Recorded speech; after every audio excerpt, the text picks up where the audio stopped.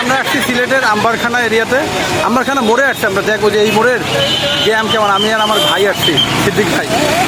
জ্যামটা আমরা আপনাকে দেখাই, ঠিক আছে? একদম দেখেন কী পরিমাণ জ্যাম হয়ে গেছে। ফুল ফুল ফুল রোড জ্যাম, কোনো গাড়ি আর মুভ করতে পারতেছে না।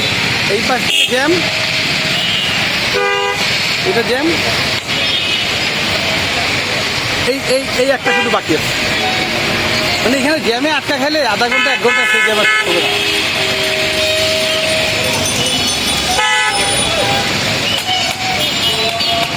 রাত্রেবেলা এখন সন্ধ্যা বাজে, তারপরে কত ভিড়। দিনটা তো কথাই নেই।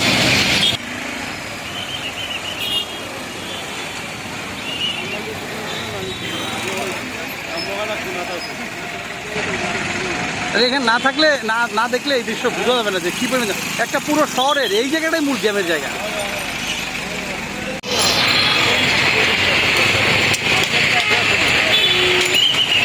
একদম এই যে রোডটা গেছে একদম স্টেডিয়াম পর্যন্ত গেছে, স্টেডিয়াম।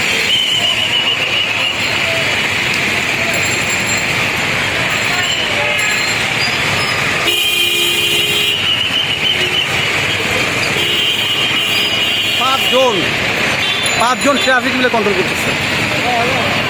1 2 3 4 5 জন মিলে রোড কন্ট্রোল করা।